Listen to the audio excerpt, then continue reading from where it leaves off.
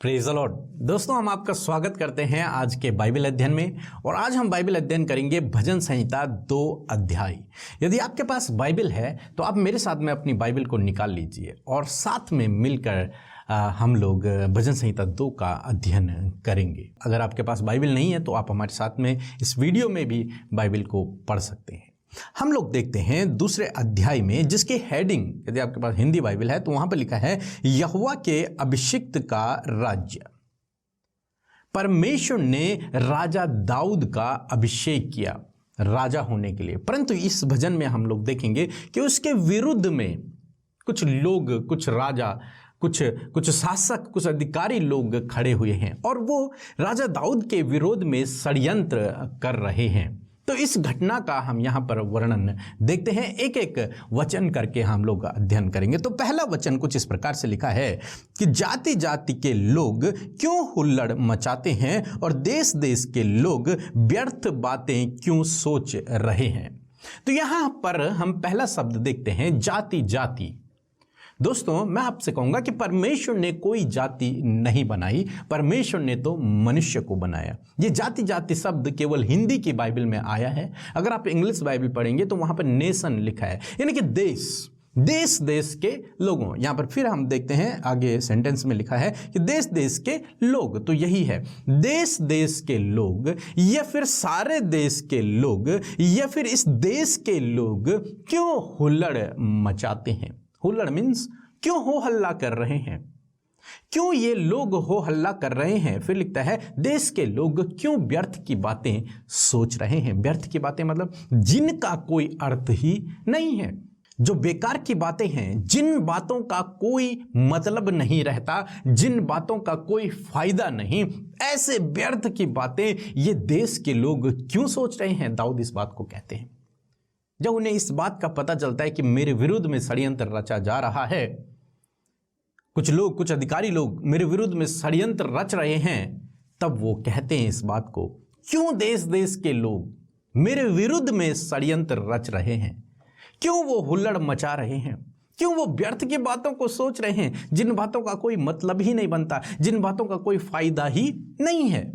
दूसरा वचन हम लोग देखते हैं, क्या लिखा है कि यहोवा के और उसके अभिषिक्त के विरुद्ध पृथ्वी के राजा मिलकर और शासक आपस में सम्मति करके कहते हैं कि क्या। आगे हम दूसरे पद में देखेंगे, यहां पर लिखा है दूसरा जो पद हम पढ़ते हैं कि यहोवा और उसके अभिषिक्त के विरुद्ध। आप जानते हैं अभिषिक्त मतलब परमेश्वर के द्वारा अभिषेक किया हुआ, दूसरे शब्दों में परमेश्वर के द्वारा चुना हुआ, परमेश्वर के द्वारा नियुक्त किया हुआ व्यक्ति, यानी कि दाऊद, उसके विरुद्ध में योजना बना रहे हैं, षड्यंत्र रच रहे हैं। किसके विरुद्ध में? परमेश्वर के द्वारा चुने गए व्यक्ति के विरोध में, स्वयं परमेश्वर के विरुद्ध में वो ये इस काम को कर रहे हैं। तीसरा पद कहता है कि आओ हम उनके बंधन को तोड़ डालें और उनकी रस्सियों को अपने ऊपर से उतार फेंकें। ये योजना बना रहे हैं वो सब लोग मिलकर राजा दाऊद के विरोध में ये योजना बना रहे हैं कि जो इसका नियंत्रण हमारे ऊपर है, इस नियंत्रण को हम छोड़ देंगे, इसको हम त्याग देंगे, इसको हम तोड़ डालेंगे, ताकि राजा का नियंत्रण हमारे ऊपर से हट जाए और हम पर न रहे, हम पर राजा का नियंत्रण न रहे, राजा का शासन हमारे ऊपर न रहे। दाऊद कहता है कि परमेश्वर के अभिषिक्त के विरोध में तुम लोग ये बातें कर रहे हो, परमेश्वर के अभिषिक्त के विरोध में तुम ये योजनाएं बना रहे हो। क्यों ये योजनाएं बना रहे हो? क्यों तुम हुल्लड़ मचा रहे हो? क्यों तुम हो हल्ला कर रहे हो? क्यों तुम इन व्यर्थ की बातों को सोच रहे हो? क्योंकि मुझे राजा बनाने वाला तो परमेश्वर है, मुझे इस गद्दी पर बिठाने वाला तो परमेश्वर है। जब तुम मेरे विरुद्ध में कर रहे हो, इसका मतलब तुम परमेश्वर के विरोध में इस षड्यंत्र को रच रहे हो। और इस बात को, इस वचन को हम यीशु मसीह के जीवन में भी पूरा होते हुए देखते हैं। एक तरीके से ये एक भविष्यवाणी भी है। यदि आप पढ़ेंगे प्रेरितों की किताब उसका 4 अध्याय 25 और 26 पद 27 पद, तो वहां पर कुछ इस प्रकार से लिखा है। यदि आप निकाल लेंगे मेरे साथ में तो बहुत अच्छा रहेगा।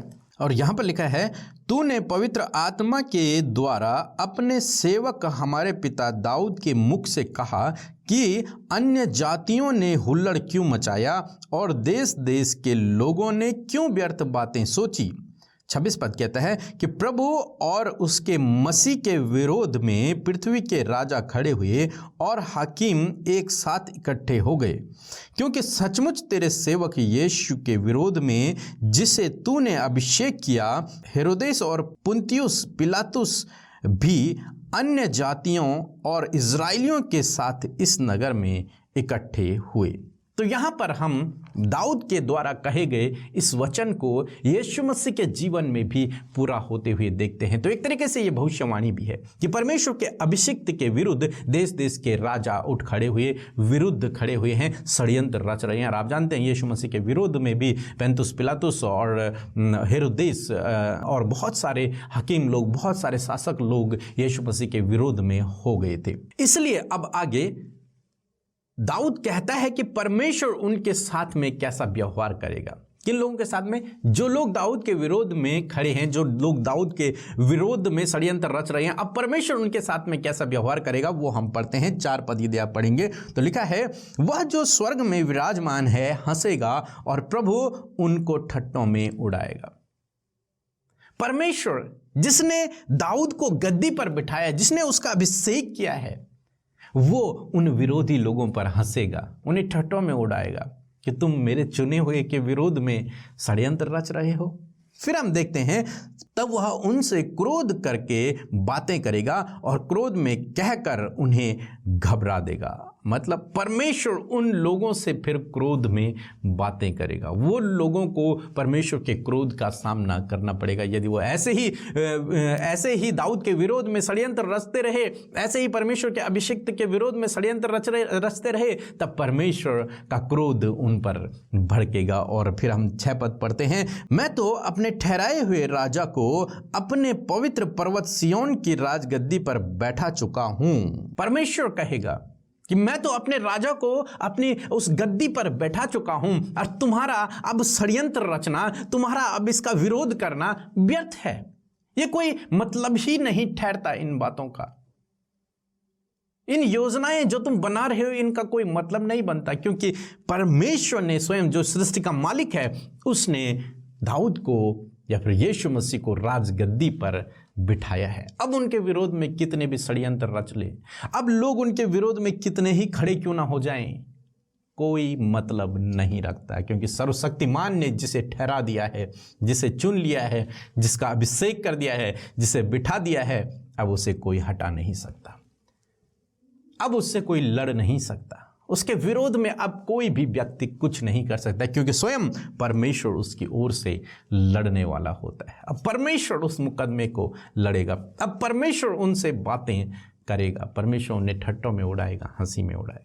अब दाऊद ऐसे समय में क्या करता है? 7 पद यदि आप मेरे साथ में पढ़ेंगे तो लिखा है, मैं उस वचन का प्रचार करूंगा। लोग मेरे विरोध में षड्यंत्र रच रहे हैं, लोग मेरे विरोध में काम कर रहे हैं, परमेश्वर उनसे निपटेगा, परमेश्वर इस युद्ध को लड़ेगा, या फिर परमेश्वर इस मुकदमे को देखेगा। और मैं क्या करूंगा? मैं तो परमेश्वर के वचन का प्रचार करूंगा। लिखा है कि मैं उस वचन का प्रचार करूंगा जो यहोवा ने मुझसे कहा। मैं उस वचन को याद करूंगा, मैं उस वचन का प्रचार करूंगा, मैं उस वचन पर भरोसा रखूंगा जो परमेश्वर ने मुझसे कहा था। क्या कहा था? कि तू मेरा पुत्र है और आज ही तू मुझसे उत्पन्न हुआ है। दूसरे शब्दों में यदि कहा जाए कि मैंने तेरा अभिषेक किया है, मैंने तेरा अभिषेक किया है, तू मेरा निज पुत्र है। जैसे हम लोग देखते हैं इब्रानियों की किताब, यदि आप मेरे साथ में निकाल लेंगे, इब्रानियों की किताब 1 अध्याय और 5 पद भी इस बात को कहता है, क्योंकि स्वर्गदूतों में से उसने कब किससे कहा कि तू मेरा पुत्र है और आज तू मुझसे उत्पन्न हुआ है, और फिर यह कि मैं उसका पिता होऊंगा और वह मेरा पुत्र होएगा। ये वादा परमेश्वर ने यीशु मसीह से किया और दाऊद से ही किया। यदि आप पढ़ेंगे 2 शमूएल की किताब उसका 7 अध्याय 17 पद, तो वहां पर भी यही भविष्यवाणी की है। और इसी भविष्यवाणी को दाऊद यहां पर दोहरा रहा है, इस वचन को दोहरा रहा है कि प्रभु तूने तो मुझसे ये वादा किया हो, इसलिए मुझे डरने की आवश्यकता नहीं है। चाहे लोग कितने भी मेरे विरोध में खड़े हो जाएं, मैं नहीं डरूंगा, मैं तो तेरे वचन पर भरोसा रखूंगा, मैं उसका प्रचार करूंगा। आगे लिखता है, मुझसे मांग और मैं जाति जाति के लोगों को तेरी संपत्ति होने के लिए, दूर दूर के देशों को तेरी निज भूमि बनाने के लिए दे दूंगा। इस वचन का दाऊद प्रचार कर रहे कि परमेश्वर ने मुझसे ये कहा था कि मैं देश देश के लोगों को तुझे दे दूंगा, उन्हें तेरी संपत्ति बना दूंगा, उन देशों को मैं तेरे अधिकार में दे दूंगा, तेरे कब्जे में दे दूंगा, तेरे अधिकार में, तेरे अंडर में दे दूंगा, और लोगों को तेरी विरासत होने के लिए दे दूंगा। तो जो वादे परमेश्वर ने दाऊद से किए हैं, उसने उन वादों पर अमल किया है, उन वादों पर विश्वास किया है, उन वादों को वो पकड़े हुए है, और आज जब विपरीत समय में है तब उन वादों को क्लेम कर रहा है कि तूने मुझसे ये वादे किए थे, इसलिए मैं निश्चिंत रहूंगा। आगे हम लोग देखते हैं 9 पद में हम लोग कुछ इस प्रकार से देखते हैं कि तू उन्हें लोहे के डंडे से टुकड़े टुकड़े करेगा, तू कुम्हार के बर्तन के समान उन्हें चकनाचूर कर देगा। दूसरे शब्दों में यदि कहा जाए कि परमेश्वर उन लोगों से युद्ध को लड़ेगा जो लोग उसके अभिषिक्त के विरोध में खड़े हो रहे हैं, जो उसके अभिषिक्त के विरुद्ध में षड्यंत्र रच रहे हैं, परमेश्वर उनसे युद्ध लड़ेगा। तब दाऊद उन लोगों को सलाह देता है। यदि अब 10 पद से पढ़ेंगे तो लिखा है, इसलिए अब हे राजाओं बुद्धिमान बनो, हे षड्यंत्र करने वाले लोगों, हे मेरे विरोधी लोगों बुद्धिमान बनो, हे पृथ्वी के न्यायियों यह उपदेश ग्रहण करो। इस उपदेश को जो मैं तुम्हें बता रहा हूं, जो सलाह मैं तुम्हें दे रहा हूं, उसे ग्रहण करो। डरते हुए यहोवा की उपासना करो और कांपते हुए मग्न हो। उसके विरोध में मत जाओ, परमेश्वर के विरुद्ध में मत जाओ, बल्कि उसकी उपासना करो, डरते हुए, कांपते हुए, उसके डर भय में अपने जीवन को व्यतीत करो, उसकी उपासना करो और कांपते हुए मग्न हो जाओ। उसकी उपासना में, उसकी आराधना में मग्न हो जाओ। अपने दिमाग को व्यर्थ बातों पर मत लगाओ, बल्कि इस बात पर लगाओ कि उसकी उपासना करो, उसकी आराधना करो। आगे लिखता है, पुत्र को चूमो, ऐसा न हो कि वह क्रोध करे और तुम मार्ग में ही नाश हो जाओ, क्योंकि क्षण भर में उसका क्रोध भड़कने को है। धन्य है वे जिनका भरोसा उस पर है। पुत्र को चूमो, परमेश्वर का आदर करो, उसका सम्मान करो, उसकी आज्ञा के अनुसार अपने जीवन को व्यतीत करो। कहीं ऐसा ना हो कि तुम मार्ग में ही नष्ट हो जाओ, कहीं ऐसा ना हो कि उसका क्रोध तुम पर भड़के और तुम नष्ट हो जाओ। इसलिए वो उन्हें सलाह देता है कि तुम बुद्धिमान बनो, सोचो और परमेश्वर की आराधना करो, उसकी उपासना करो। फिर कहता है, धन्य है वे जिनका भरोसा उस पर है। आशीषित हैं वे लोग जिनका भरोसा परमेश्वर के ऊपर है। भाग्यशाली हैं वे लोग जिनका भरोसा परमेश्वर पर है। उन पर परमेश्वर अनुग्रह करेगा, उन्हें परमेश्वर समृद्ध करेगा, उन्हें परमेश्वर सहायता देगा, उनको आशीषित करेगा। इसलिए अपना भरोसा परमेश्वर पर रखो, दाऊद उन्हें सलाह दे रहा है। तो इस पूरे भजन से हमें क्या सीखने को मिलता है? आप कमेंट में भी हमें लिख सकते हैं कि आपने इस भजन से क्या सीखा। इस भजन से हमें सीखने को मिलता है कि विपरीत समय में हम अपना भरोसा परमेश्वर के वचन पर रखें, परमेश्वर के वचन पर अपना भरोसा रखें। विपरीत समय में अपने दिमाग को गलत बातों की ओर न लगाकर परमेश्वर की उपासना, परमेश्वर की आराधना पर लगाएं, उस पर भरोसा रखें। विपरीत समय में उस पर भरोसा रखें, क्योंकि वो तुम्हारी ओर से युद्ध को लड़ेगा। चाहे लोग आपके विरोध में कितने भी षड्यंत्र क्यों न कर लें, परंतु आप परमेश्वर के अभिषिक्त हैं, आप परमेश्वर के चुने हुए हैं, तो वे आपका कुछ भी बिगाड़ नहीं पाएंगे, क्योंकि परमेश्वर आपका प्रोटेक्टर है, परमेश्वर आपको सुरक्षित रखेगा। इसलिए आप चिंतित, परेशान, निराश न हों, बल्कि हर एक विपरीत समय में परमेश्वर के सम्मुख रहें, उसके वचन पर भरोसा रखें, उसकी आराधना करते रहें, उसकी महिमा को करते रहें। और आगे आने वाले दिनों में भी आप हमारे साथ में इन बाइबल अध्ययनों में बने रहें। सो सबको जय मसीह की।